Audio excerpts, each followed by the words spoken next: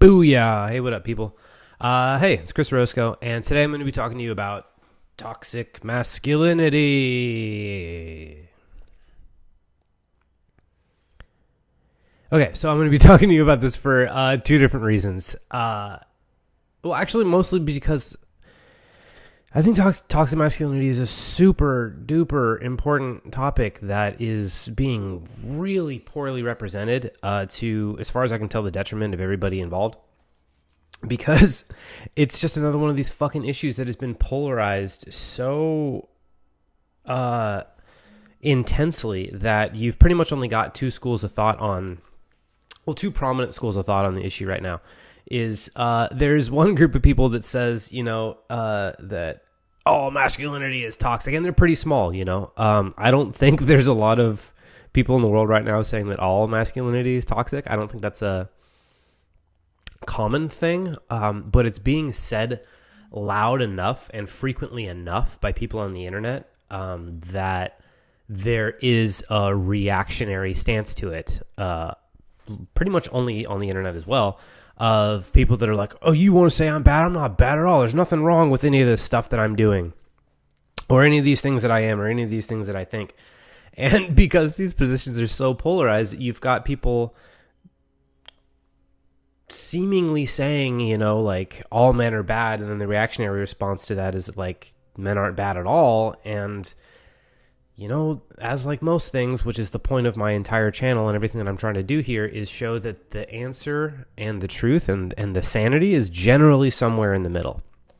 And I want to give you an idea of what I mean here, because the idea that all men are bad is obviously ridiculous. And the idea that no men are bad is equally ridiculous. So the spin I want to put on it here is this cautionary tale of all men are capable of bad. All people are capable of bad. All human beings, man, woman, whatever other thing, I don't know exactly the proper terms for it, are capable of either great good or great evil, and that's just kind of the way of the world.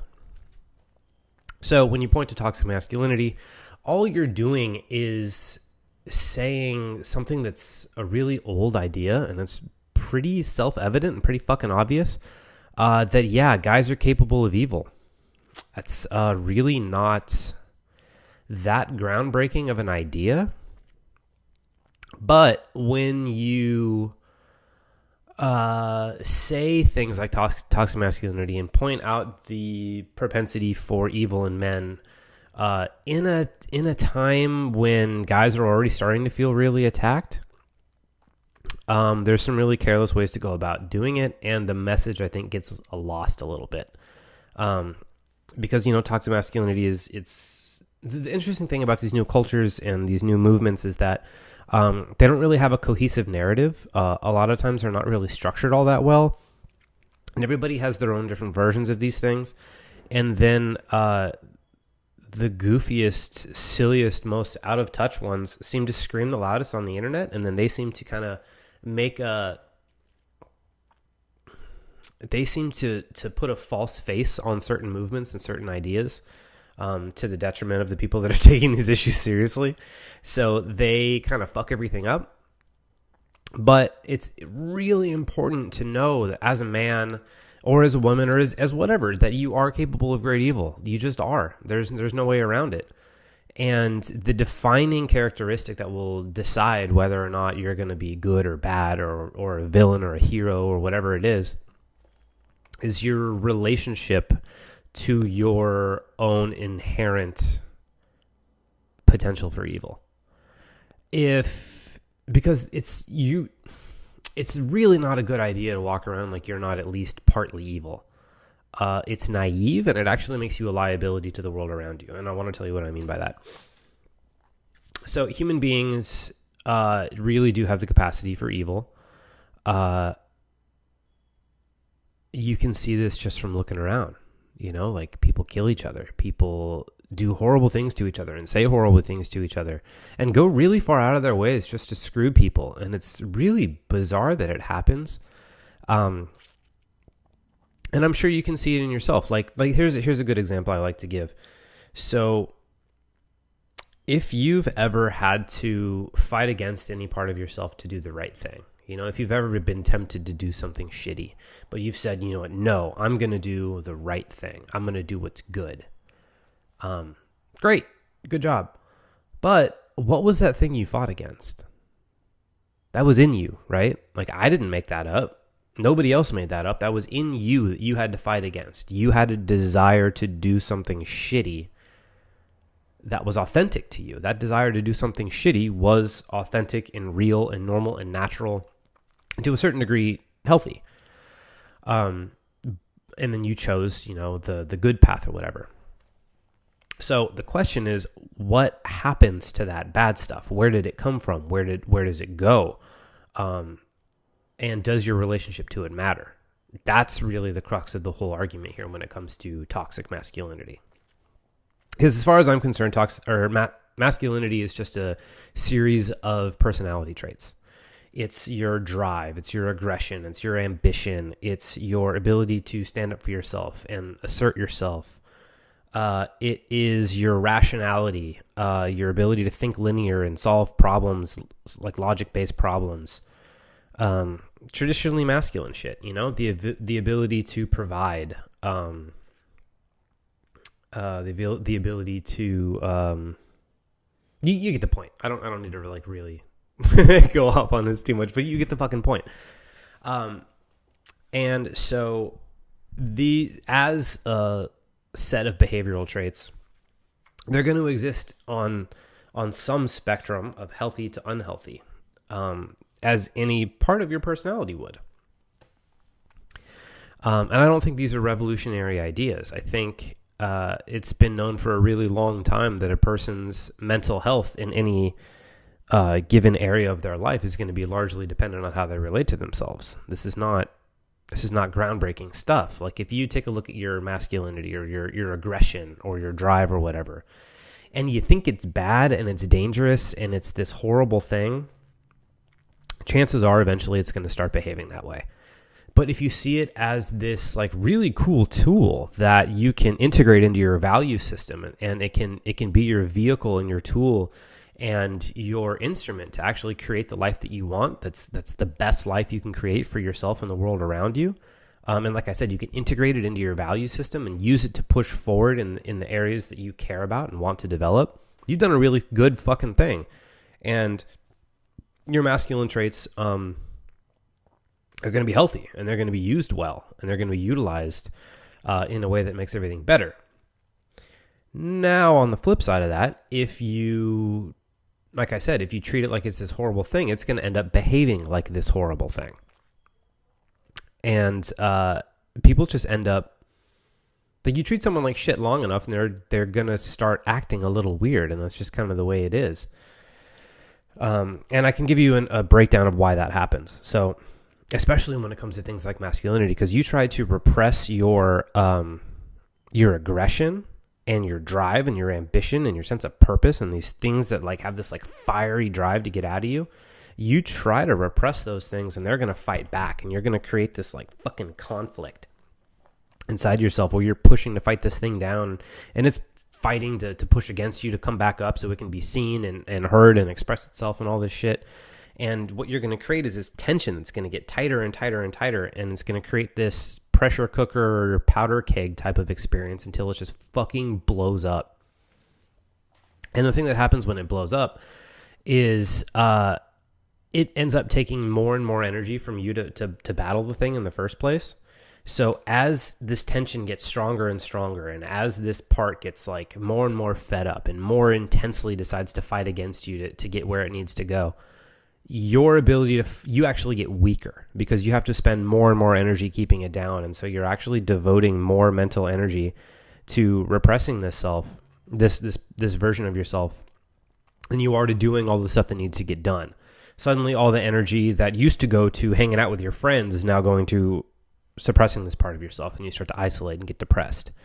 And all this energy that used to go to taking care of yourself and taking care of your duties and keeping your house in order and doing what needs to get done gets put towards repressing this thing, and suddenly you're not only isolated, but you're ineffective and you're incompetent, and you start this like downward spiral that makes you psychically and mentally weaker.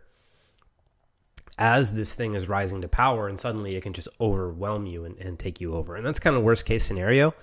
But that's the game you're playing when you decide to repress these different parts of yourself. At whatever rate or level the conflict is going to exist inside of you, you are creating conflict by repressing your more volatile personality traits, or any of your personality traits. Repressing yourself in any way is not good. But it can be especially dangerous when it comes to these potentially explosive and really, really powerful elements to your personality. Like, that's not really a fire you want to be fucking with. But you know, people do it, and it has negative consequences. It almost drove me insane. I did it for a really long time, and it almost made me want to kill myself. I know it did make me want to kill myself. It almost made me do it. I repressed my negative side. I don't even want to call it negative. I repressed my more masculine traits, you know, because when I was a kid, I was like borderline narcissistic psychopath. You know, I was just like, I would do whatever I wanted. I didn't give a fuck what anyone else thought. Didn't give a fuck about what anyone or what anyone felt. I just did what I wanted. And I was hurting people, and I was tearing people down, and I was using people and being really disrespectful and full on just like combative and destructive. Because I was really angry as a kid. I pretty much watched my dad die on the floor of the bathroom of my childhood home, raised in a fucking religious cult that couldn't answer any of my questions when I was faced with death at 7 years old. And so I just got like really fucking angry and decided to take it out on the world around me by doing whatever I wanted, regardless of what anyone thought. As my way of showing that I was strong and not helpless and not weak, and that I was really masculine. And so I was fucking toxic. It just was. And it also almost drove me insane. It's really not a nice, pleasant experience to first of all judge yourself as inherently bad, and then repress yourself. Like, both of those suck. To think of yourself as worth repressing, to think of yourself as a bad person worth repressing, is not at all an enjoyable experience. But and then to actually put it into practice is to create even more problems. Now, I'm not necessarily saying that you should just be impulsive. You know, the opposite of repression the opposite of repression is impulsiveness. But the antidote to repression is not impulsiveness. I'm not suggesting that you be impulsive. What I'm suggesting that you do is be intentional. Is, like I said before, look at these things as a series of personality traits that will vary in degrees of health to disrepair depending on how you relate to them. If you relate to them as valuable tools that are inherently good, potentially a little misguided, but inherently good and valuable and worth looking into, because when you really truly understand them, you'll find their worth and you'll be able to put it to use and integrate it into your value system and do something good with it. Like, when you see every part of your personality that way, you change a lot. You change yourself, because a lot of us look at ourselves as either broken or defective or unlovable or not good enough or any number of descriptive things. We look at each other that way, right? Or we look at ourselves that way.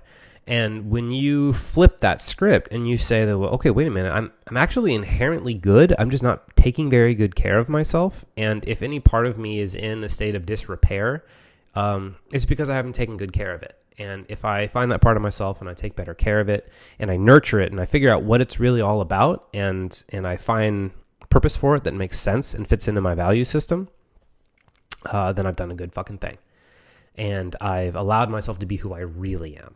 And that is an incredibly valuable way of looking at the world, because it'll also impact the way you look at other people around you. You'll see people as inherently good, just a little bit lost and confused and probably not taken care of very well, and you'll have a little bit more compassion and empathy for what makes people do the things that they do, and how we can solve our problems.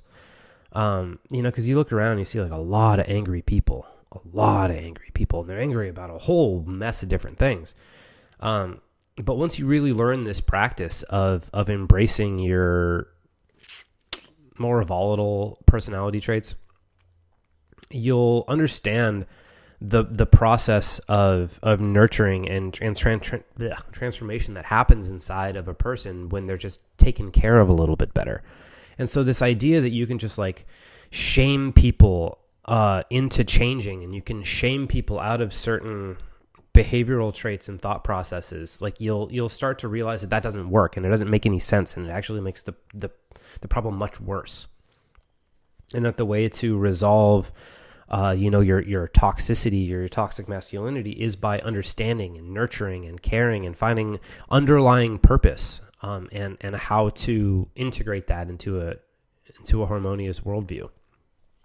Which, it complicates things tremendously, because it blurs the lines between good and bad. It forces you to live in this gray area, because good and bad are on a continuum, and they exist depending on how well whatever the subject has been cared for. And so it's a matter of it's not a matter of are you good or bad, it's a matter of how well have you been taken care of, and how well do you take care of yourself, and how well educated are you on how to exactly do that. So it complicates things, but it also simplifies things, and makes things a whole hell of a lot more hopeful. Because as far as I can tell, this is just what I call the underlying human substructure. This is just the way people are put together. Obvious, certain medical conditions don't necessarily play into this, like psychopaths or sociopaths or, paranoid schizophrenics or people that have dissociated and don't have the self-awareness. You can't necessarily count them. But for the rest of us, if you love yourself and you take care of yourself, you're going to get healthier. And if you treat yourself like shit, you're going to sink into these unhealthy, toxic personality traits and pathologies. And that's just the way it's going to go. So yeah, toxic masculinity is a good thing. You're not all evil and you're not all good. You have the capacity for both, and it's up to you to take that responsibility seriously. Because the way I see it is, we're all carrying around giant fucking weapons. We all have these huge swords that we're swinging around. And some of us know we're swinging swords around, and we're careful about when we swing them and how we swing them, and where we swing them. We're very aware of the fact that we're holding this fucking weapon, and we're careful about how we wield it. And then there's other of us that act like we're not carrying a weapon around, acting like we're not holding this huge fucking sword that we're swinging around, and we end up swinging it too heavily and just killing a bystander, and we're like, oh, did I have a sword? Oh, no, no. But we do actually have the potential for evil, and for guys and for masculine people, it shows up differently than it would for feminine people. Masculine is very direct, and it's if you're going to get fucked by a masculine person, you're going to know you got fucked by that masculine person. It's not going to be sneaky. It's going to be straight up. You're going to get mugged on the street. You're going to get called names to your face. It's going to be very overt. But the more feminine side of things is a little bit more sneaky isn't the right word. It's just less direct. So it's more difficult to put a finger on the dark side of femininity. And I'm not saying this about women, because I have the dark side of femininity. Everybody has the dark side of femininity. It's just, we exist on a scale. There's on one side of the scale, it's masculine traits, and on one side of the scale, it's feminine traits. It's just people. And they exist on this continuum. So don't make it a gendered thing. Please don't take this out of context. Because it's not. But, so yeah, you want to wield these things well. You want to be aware of the fact that you do have a weapon that could easily hurt people, and know how much responsibility to take versus how much responsibility is not yours to take. You're going to hurt people. You are. If you're honest, and if you're talking about things that matter, you will hurt people, and that's okay. And at the same time, it's good to know when it's okay to hurt people and when it's not. Like I said, if you're being honest and you end up hurting someone's feelings because you're honest, whatever, no fault. But if you go out of your way to hurt people, then you may want to look at why the fuck you're doing that. Or if you are dominant, or you're showing dominance in an area that it isn't really required. Dominance is important sometimes. There's sometimes, if you're in a position of leadership, or a parent, or with a pet or something like that, Dominance is super important, and it's important to be dominant in a healthy and responsible way. But when you try and just start enforcing dominance in areas that it doesn't make any sense, it's obviously going to have negative impacts on whatever community and environment you're trying to dominate. But it's also not going to be fun for you, because the system will resist your dominance, and it's not going to work. You're not going to like it. You're going to feel like an asshole. You're going to feel like it's not working, and you're ineffective. And of course you're ineffective. You're not even supposed to be dominating this thing in the fucking first place. Like, so just be cautious. Like, aggression, ambition, dominance, all these traditionally masculine personality traits are not bad. You just need to learn when to use them and when not to use them. And another thing I really want to talk about is this common thing that I see when I hear other guys talk about toxic masculinity. And it's this idea, it's this like played out trope of this like super savior, like white knight looking motherfucker that comes along and is like, you know what, guys, it's time to shape up. I used to be lost in the woods like you. I used to be a scared, toxic, terrible man, and I've seen the light, and now I'm good to people, and I'm an ally now, and you can be like me, and you should look at me as a shining example of what men should be. So, shape the fuck up, because you're evil and I'm good, so be like me. No, I don't. That's so wildly fucked up, because it's like it's pulling you up while simultaneously punching you in the face, and I don't like that at all. Because I don't want you to be like me. Like, I'm wildly flawed. Like, just the other day, I went out to this nightclub with a group of my friends, and apparently we went out to IHOP for dinner, and I was like shouting all kinds of like really stupid things at 3 a.m. that were really embarrassing. And apparently, like, people were like looking at me and stuff. And so, like, I'm not your savior. Like, I'm not the shining example of what a guy is supposed to be. I just have a general idea of what psychological health and well-being looks like. And I know the difference between healthy and unhealthy enough to point them out and give you a general roadmap towards what's going to make you happy. Not what's going to make you this like socially acceptable, validated good thing that everyone's going to look around and say, oh yeah, what a good dude. Oh, it's a good guy, real good guy. Like, that's great and everything, but if you don't have self-respect, it's fucking useless. Because I think any like self-proclaimed good guy out there knows that if you sacrifice what you want and who you really are for the sake of being a good guy, it's going to make you fucking miserable. And so don't do it. Don't sacrifice who you are and what you want for being a good guy. Learn how to get what you want and be a good dude at the same time. And don't necessarily be a good dude, but just don't hurt people unnecessarily. Because I don't know how much I would call myself a good person. I mean, I don't really go out of my way to make sure I don't hurt people. Like, I go out of my way to make sure that I am clear in my communication, and I'm effective in my communication. But when it comes to my opinions and my desires and what I want and what I think, at the end of the day, like, if it hurts you, it hurts you. Like, there's nothing really I can do about that. And I'm not even going to try, because you're supposed to get hurt by some things. I'm supposed to get hurt by some things. It shows me my attachment to it. I'm gonna sneeze. That's what this is.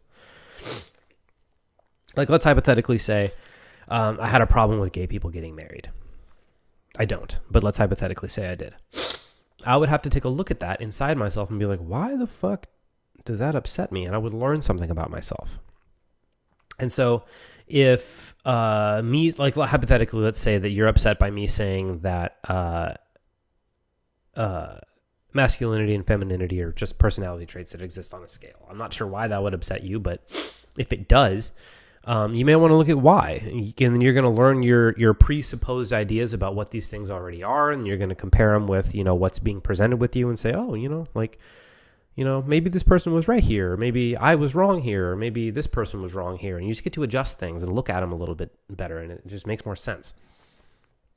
So, toxic masculinity is real. You do have the capacity for evil. You also have the capacity for great good, depending on how you relate to your capacity for evil. And integrating your drive and your ambition and all of that into your value system and doing what you know to be right is just going to make you happy and confident and competent and give you the life that you want and equip you with the skills to do whatever the fuck you feel like. And it's just better living because people respect you and people care about you and people are willing to trust you and love you and all this different kinds of stuff. And it's just good. So if you want help with this, reach out, send me a message, let me know. I'll be happy to talk about it with you. We can map out your current relationship to masculinity, where you want to be, what you want to use it for, what your goals are. We can do all this on the phone for free. So just send me a message from wherever the fuck you're seeing this video, and we'll get on the phone and set it up. I love you. I'm Chris Roscoe, and I'm going to click this little button, which means I'll see you next time. Peace.